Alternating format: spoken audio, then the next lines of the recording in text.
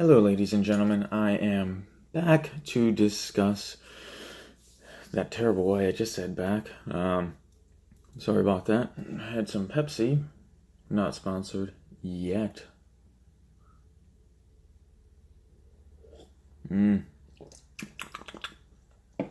But to discuss the NFL season opener, the Atlanta Falcons at the Philadelphia Eagles. Sadly, I was wrong. The Eagles did come away with the victory. All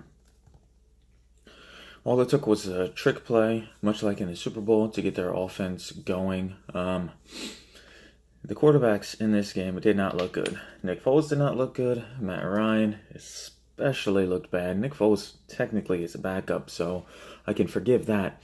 But Matt Ryan is the franchise quarterback, and he did not look good. He underthrew Julio Jones, most memorably on a deep route that he had to stop, come back for, basically wait for the ball to come to him, and then it was rolled incomplete. Better thrown ball, that's a touchdown. That's, I believe, a 9-point lead at the time. And that's going to be the game. Because later on, there was another underthrown ball to Julio Jones that, if thrown better, would have been another touchdown.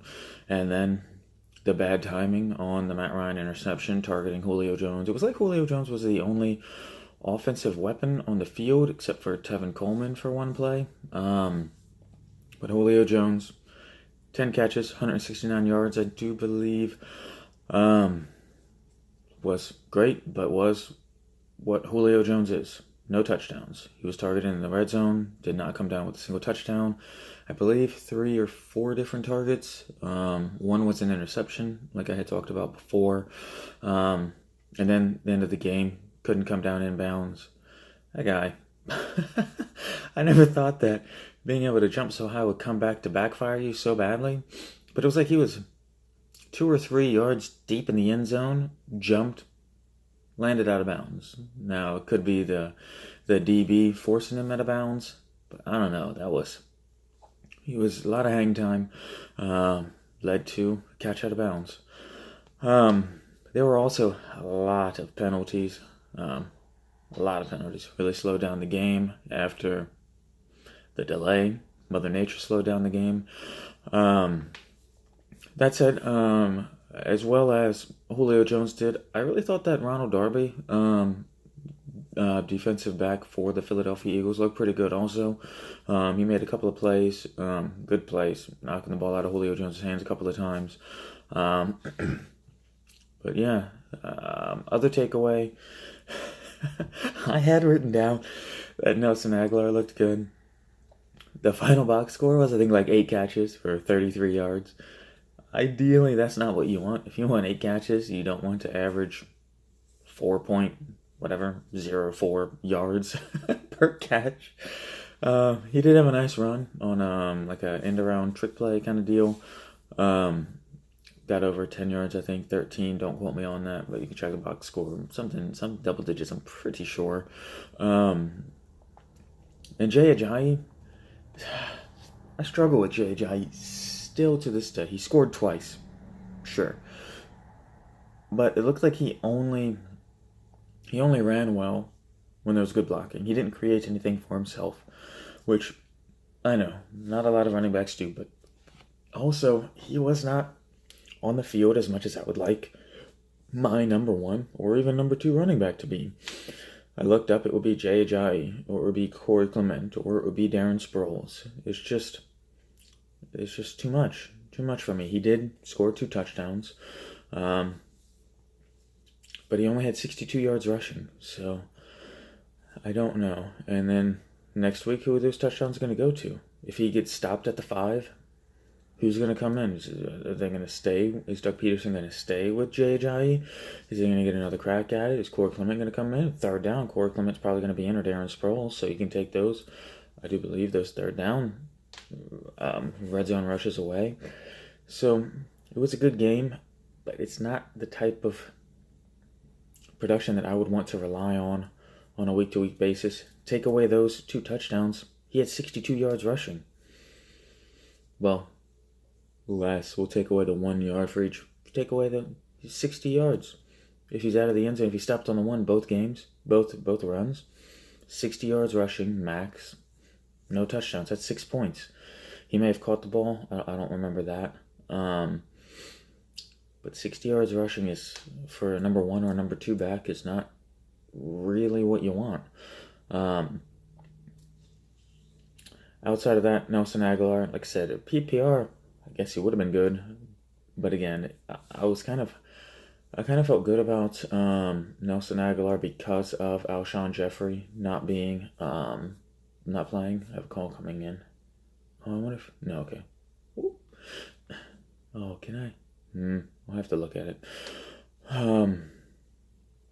With the, with Alshon Jeffrey not playing, out a couple of weeks, but it looks like the offense is really hindered by Nick Foles, and I believe it's because some teams don't take the preseason seriously. I do believe that may be why Matt Ryan struggled, and maybe why Nick Foles struggled in the preseason. But I don't understand why teams aren't playing their starters,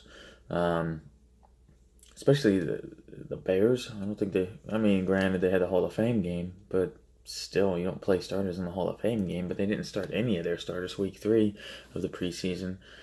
It's just very strange. It leads to messy, gross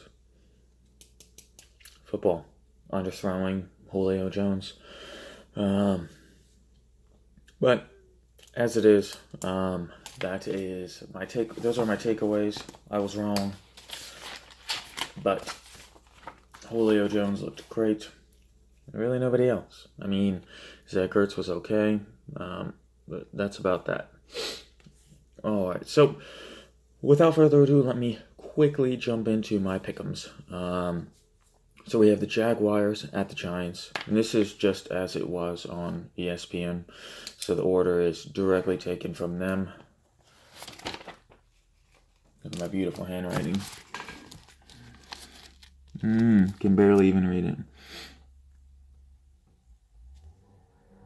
It's weird because isn't the Bears and Packers the Sunday night game? I don't know. But this is how they had it. So, Jaguars, Giants. Giants are at home. It's tough. That's kind of a coin flip to me. I'm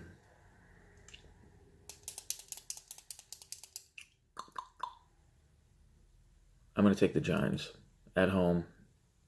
You've got OBJ back. That's the big talking point. OBJ versus Jalen Samuels? Ramsey. I think he will win more than he will lose, and I think Barkley elevates that team. And Giants' weakness on defense is the tight end. Austin Seferian-Jenkins might not even play, probably won't even play. Marquise Lee, gone for the year. Keenan Cole, great player. But I don't know, Dante Moncrief couldn't get it done with Andrew Luck, so I don't know if he'll be able to get it done with Blake the Snake. And then we have Bears, Packers. You know who I'm going to pick. Packers at home. Home opener. First game of the season. Aaron Rodgers healthy. I think they're going to win. And then as my upset of the week. Upset of the week. Upset of the week. I have the Browns beating the Steelers. Something I didn't even mention. Todd Haley now for the Browns. Bringing over some of that Steelers intel. And then with the entire turnover, 59% of the Browns 0-16 roster is gone. So I think they get their first win in over a year. Game 1. Then we have the Bengals and the Colts. This one's kind of a toss-up as well because Colts offense is good. Well, hopefully we'll be good with Andrew Luck. I'm kind of all in on Andrew Luck this season. But their defense is terrible. And the Bengals' defense, not what it used to be. I believe it will be close, but I would give the slight edge to the Colts because it's at home. That's really the only reason. So, we have the Titans and the Dolphins. I'm giving that to the Titans. I do believe they will win. One of the rare road team wins. Vikings at home against the 49ers. I believe the Vikings will win that. Patriots at home against the Texans. I believe that will be close. The over-under, I believe, is 51 points. A lot of points to be scored. And we'll see what the Patriots defense can do without Matt Patricia. Last year with Matt Patricia, their defense in the beginning of the season was terrible. So we'll see. But I do believe the Patriots at home opener, season opener, I think they'll get it done in Foxborough. Not by much, but I do believe they will win. Then we have Saints-Bucks. I think the Saints at home easily beat the Bucks, especially without Jameis. I throw as many interceptions as touchdowns. Winston. Then we have Bills at Baltimore. The Ravens are going to win that, I believe, easily. Nathan Peterman's going to start. LaShawn McCoy hasn't, I think, even looked at the football field all preseason. Maybe he played, but nothing memorable. But that Ravens defense, especially against the run, is good. And I don't believe they're going to be able to throw the ball because, like I said, Nathan Peterson, who are they going to throw to? Who's he going to throw to? Kelvin Benjamin. He's good if they're playing the Panthers, but they are losing to the Ravens.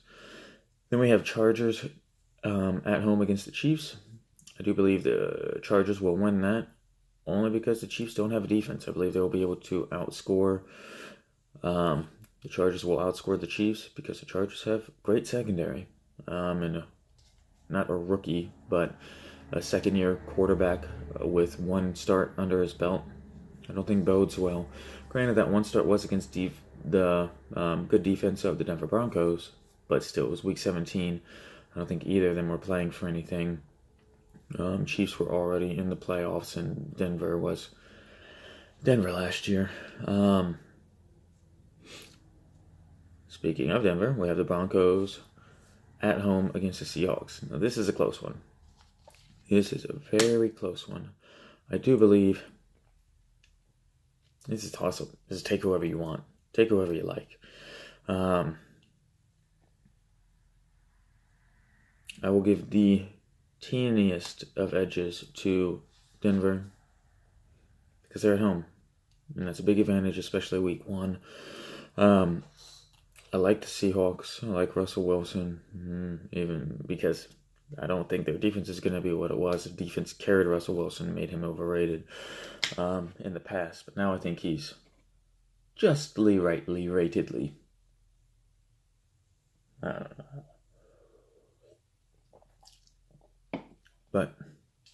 And then Case Keenum solidifies that offense. Courtland Sutton, great rookie wide receiver.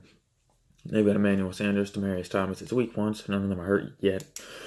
And then they got Royce Freeman, starter. We'll see what he can do against a not-so-good defense. And then we've got the Cardinals at home against the Redskins.